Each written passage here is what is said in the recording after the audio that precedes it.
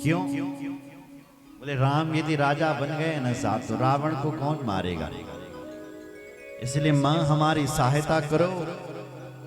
और हे माता,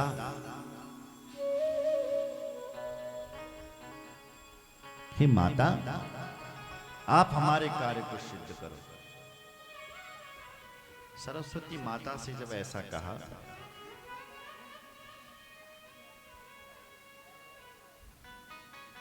तो सरस्वती देवी ने उनकी विनती को सुन लिया। किनकी? देवताओं की। और मां सरस्वती स्वर्गलोक से, ब्रह्मलोक से चल करके धरती पर आई। कहां? अयोध्या में। और अयोध्या में सोचने लगी कि मैं किसकी बुद्धि में जाकर के बैठूं। सरस्वती मैया पूरी अयोध्या में घूमती है, कोई ऐसा नहीं मिलता है जो राम जी का विरोध करता हो, कोई नहीं मिला ऐसा। पर एक मिल गई, मिल गई। कौन? नाम मंथरा मंदमती,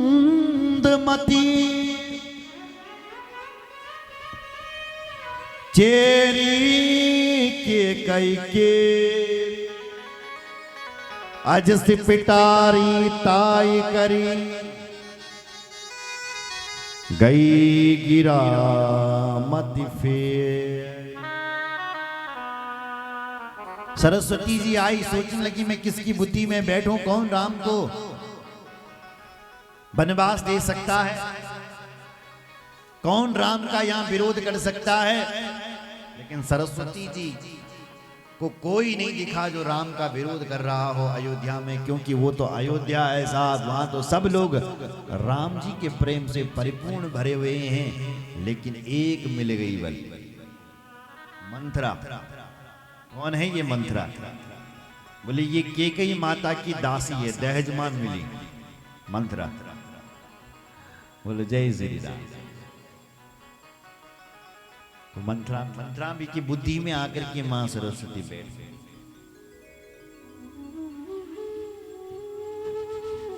मंथरा आई थी घूमने शाम के समय। मंथरन लोगों से पूछी, लोगों से पूछा कि हे भाई ये बताओ कि इस अयोध्या में ये जय जयकार क्यों हो रही है, पटाखे क्यों फूट रहे हैं, ये बैंड क्यों बज रहे हैं। पूछ सी लोगन कहा उछाओ, राम तिलक सुनी भावर दाओ। राम जी की तिलक की बात सुनी। किसने? मंथरा ने। बस मंथरा का हृदय जल उठा जैसी मंथरा ने ये सुना कि राम राजगद्दी पर बैठने वाले, राम राजा बनने वाले हैं। क्यों? क्योंकि भगवती सरस्वती इसकी बुद्धि में आकर के बैठ गई, इसलिए मंथरा को जलन होने लगी। मंथरा गई और केकई के भवन में जाकर के मुंह फुला करके बैठ गए। बोलो जय श्री राम।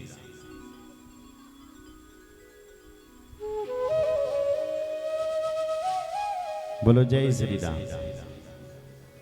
केकई माता आई, रात का समय हो गया था। मंथरा से पूछा, मंथरा तेरे यूं मुंह क्या फुलाई,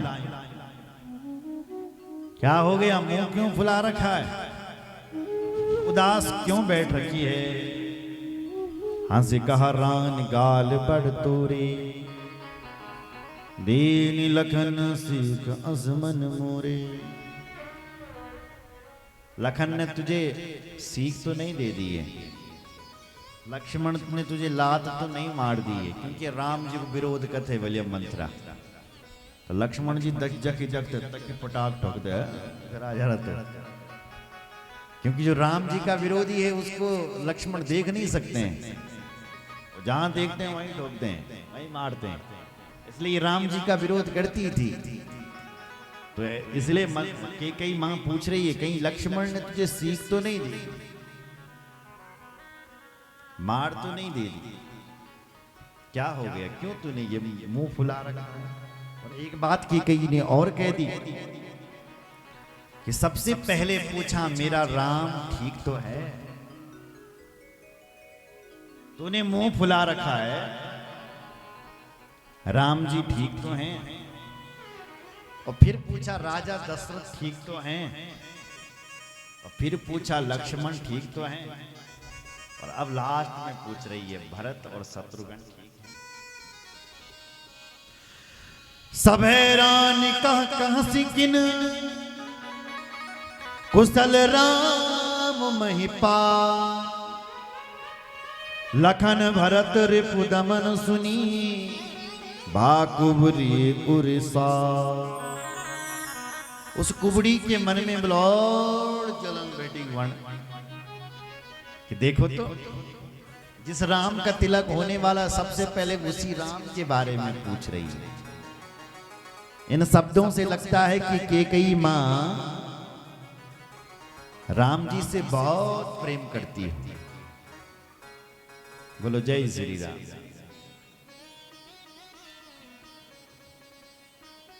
इसलिए पूछ रही हैं राम ठीक हैं, दशरथ जी ठीक हैं, लक्ष्मण ठीक हैं, और अंत में भरत और शत्रुघ्न ठीक हैं।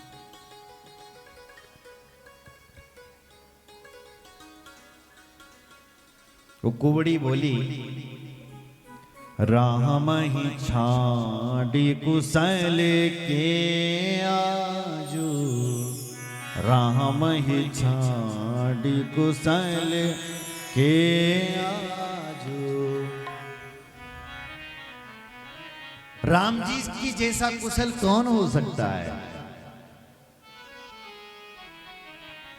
जय जाने सो देहि युवराजू, जय जाने सो देहि युवराजू। क्योंकि महाराज राम जी को राजा बनाने वाले हैं, इसलिए राम जी से और कुशल कौन हो सकता है? राम जी ही तो कुशल हैं। बोलो भक्त वत्सल भगवान की जय।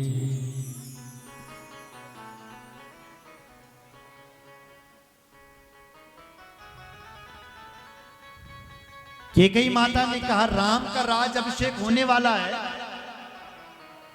और मंत्रा तूने मुंह फुला रखा है। अपने मुंह से कह रही है कि राम जैसे जी जैसे कुशल कौन हो सकता है, क्योंकि राम ही राजा बनने वाले हैं। और तब कैकेयी माता ने कहा राम राजा बनने वाला है।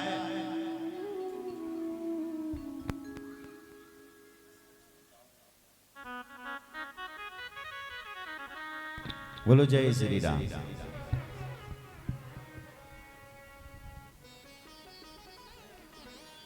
कैकेयी माता बोली राम राजा बनने वाला है और तूने मुंह फुला रखा।